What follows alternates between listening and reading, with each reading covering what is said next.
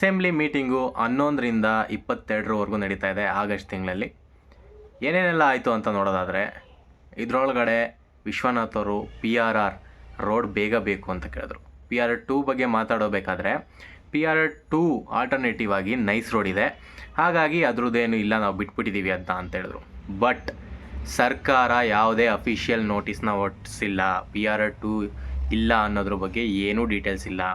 ಅವರು ಒಂದು ಮೀಟಿಂಗ್ ಮಾಡಿದರು ವಿಶ್ವನಾಥ್ ಅವರು, ಅದರಲ್ಲೂ ಹಾಗೆ ಹೇಳಿದ್ರು ಈ ರೋಡ್ ಇಲ್ಲ, ತೆಗೆದುಬಿಟ್ಟಿದ್ದಾರೆ ಅಂತ. ಆದರೆ ಅದನ್ನ ತೆಗ್ದಿಲ್ಲ. DK ಶಿವಕುಮಾರ್ ಅವ್ರನ್ನ ಕೇಳಿದಾಗ ಅದು ಡಿನೋಟಿಫೈ ಆಗಿಲ್ಲ, ಇದು ಒಂದು ಬಿಸ್ನೆಸ್ ಕಾರಿಡಾರ್ ಅಂತಲೇ ಹೇಳಿದ್ದಾರೆ. ಅಲ್ಲಿಂದ ಆಲ್ರೆಡಿ ಅದು ರೋಡು ಡೆವಲಪ್ ಆಗಿದೆ ಅರ್ಧ, ಇನ್ನು ಸ್ವಲ್ಪ ಅಷ್ಟೇ ಪೆಂಡಿಂಗ್ ಇರೋದು. PRR2 PRR1 ಏನಿದೆ ಅದು ಜಾಸ್ತಿ ಕೆಲಸ ಪೆಂಡಿಂಗ್ ಇರೋದು, ಅದಿನ್ನೂ ಸ್ಟಾರ್ಟೇ ಆಗಿಲ್ಲ. ಅದರ ಸುತ್ತಮುತ್ತ ಲೇಔಟ್ ಆಗ್ತಾಯಿದೆ. ವಿಶ್ವನಾಥ್ ಅವರು ಯಾವ ಅಂದಾಜಲ್ಲಿ ಈ ಸ್ಟೇಟ್ಮೆಂಟ್ನ ಕೊಟ್ಟರು ಅನ್ನೋದು ಗೊತ್ತಿಲ್ಲ, ಕ್ಲಾರಿಟಿ ಇಲ್ಲ. ನೆಕ್ಸ್ಟ್ ಅಪ್ಡೇಟ್ ನಿಮಗೆಲ್ಲ ಗೊತ್ತೇ ಇದೆ, CC ಮತ್ತು OC ಮ್ಯಾಂಡೇಟರಿ ಮಾಡಿದ್ದಾರೆ. ಇದು municipal corporation town and country planning ಒಂದು ತಿದ್ದುಪಡಿ ಒಳಗಡೆ ಈ ಒಂದು ಮ್ಯಾಂಡಿಟೇಟ್ ಮಾಡಿರೋದು CC ಮತ್ತು OCನ. ಇದು ಏನು, ಸುಪ್ರೀಂ ಕೋರ್ಟ್ನ ಒಂದು ಆಧಾರದ ಮೇಲೆ ಈ ಒಂದು ಆರ್ಡರ್ನ ಮ್ಯಾಂಡಿಟರಿ ಮಾಡಿದ್ದಾರೆ. ಏನು ಅಂದರೆ CC ಮತ್ತು OC ಕಂಪಲ್ಸರಿ ಅಂತ. CC ಮತ್ತು OC ಕೊಡಲಿಲ್ಲ ಅಂದರೆ ಎಲೆಕ್ಟ್ರಿಸಿಟಿ ಕೊಡೋಂಗಿಲ್ಲ ಮತ್ತು ವಾಟರ್ ಕನೆಕ್ಷನ್ ಕೊಡಬಾರ್ದು ಅಂತ ಹೇಳಿದ್ದಾರೆ. ಅದಕ್ಕೆ ಅಶ್ವಥ್ ನಾರಾಯಣ್ ಅವರು ತುಂಬ ಇಂಪಾರ್ಟೆಂಟ್ ಇವರು ಈ ಒಂದು ಅಪ್ಡೇಟಲ್ಲಿ, ಈ ಒಂದು ನ್ಯೂಸಲ್ಲಿ. ಯಾಕೆ ಅತಿ ಹೆಚ್ಚು ಪ್ರಶ್ನೆಗಳನ್ನ ಕೇಳ್ತಿರೋದ್ರಲ್ಲಿ ಇವರು ಮುಂದೆ ಇದ್ದಾರೆ. ಇವ್ರು ಕೇಳಿರೋ ಪ್ರಶ್ನೆಗಳೇನು ಅಂದರೆ, UP ಅವನು ಈ ಒಂದು ಅಪ್ಲಿಕೇಶನ್ ಅಂದರೆ ಕೇಸ್ ಹಾಕಿದ್ದು ಸುಪ್ರೀಂ ಕೋರ್ಟಲ್ಲಿ, ಆದರೆ UPಲೇನೇ ಇದಿನ್ನೂ ಏನದು ಸ್ಯಾಂಕ್ಷನ್ ಆಗಿಲ್ಲ.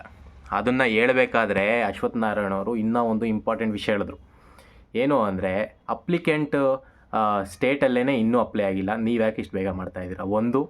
ಇನ್ನೊಂದು 2017ರಲ್ಲಿ ಕಾಂಗ್ರೆಸ್ ಸರ್ಕಾರನೇ ಇತ್ತು ಆ ಟೈಮಲ್ಲೂ, ಆವಾಗಲೂ ಅಷ್ಟೇ CC ಮತ್ತು OC ಕಂಪಲ್ಸರಿ ಮಾಡಿದರು.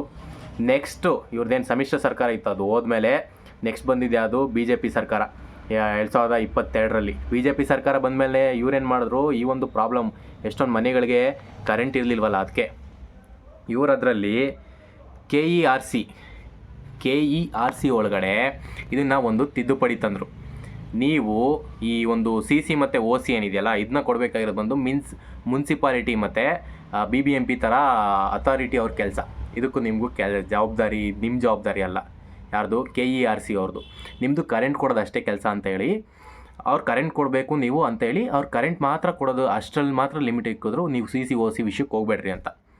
ಆಗ ಇದೇ ಥರ ಇದ್ದ ಪ್ರಾಬ್ಲಮ್ಮು ಆಗ ಸಾಲ್ವ್ ಆಗಿ ಅವ್ರಿಗೆ CC ಮತ್ತು OCನ ಕೊಡೋದನ್ನ ಸ್ಟಾರ್ಟ್ ಮಾಡಿದ್ರು. ಎಲ್ಲ ಮನೆ ಕರೆಂಟ್ನ ಕೊಡೋದಕ್ಕೆ ಸ್ಟಾರ್ಟ್ ಮಾಡಿದ್ರು.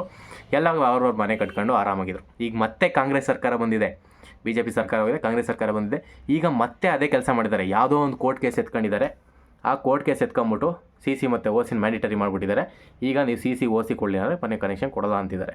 ಇದು ಆಗಿದ್ದ ಅಪ್ಡೇಟು ಸರಿನಾ. ಇದಾದಮೇಲೆ ಈ ವಿಷಯ ಇನ್ನೂ ಮುಂದುವರಿತು. ಇಷ್ಟಕ್ಕೆ ಸಮಾಧಾನ ಆಗಲಿಲ್ಲ. ಇದನ್ನೆಲ್ಲ ಹೇಳಿದ್ರು. ಯಾವುದು 19/8/25ನೇ ತಾರೀಕು ನಡೆದಂಥ ಸೆಷನಲ್ಲಿ ಇದನ್ನೆಲ್ಲ ಡಿಸ್ಕಸ್ ಮಾಡಿದ್ರು. ಎಲ್ಲ ಬೇರೆ ಮಿನಿಸ್ಟರ್ಸು ಇದ್ರ ಬಗ್ಗೆ ಪ್ರಶ್ನೆ ಕೇಳಿದ್ರು.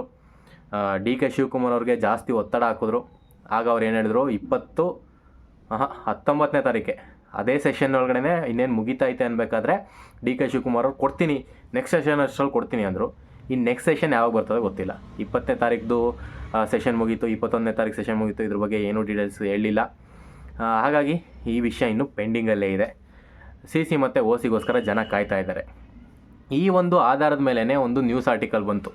ಏನು, OC ಮತ್ತು CC ಬೇಕಿಲ್ಲ, ಎಂತಕ್ಕೆ, ನೀವು ಬೆಸ್ಕಾಂ ಕನೆಕ್ಷನ್ ತಗೊಳ್ಳೋದಕ್ಕೆ, ನೀರು ಬಗ್ಗೆ ಗೊತ್ತಿಲ್ಲ.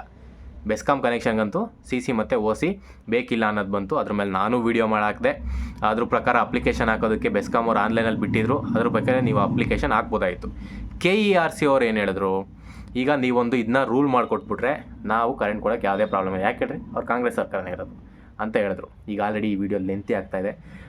ಅಸೆಂಬ್ಲಿದು ಇದ್ರದ್ದು ಪಾರ್ಟ್ 2 ಮಾಡ್ತೀನಿ. ಪಾರ್ಟ್ 2 ಅಲ್ಲಿ ಇನ್ನೂ ಮಿಕ್ಕಿರೋ ಅಪ್ಡೇಟ್ನ ಪಾರ್ಟ್ 2 ಕೊಡ್ತೀನಿ.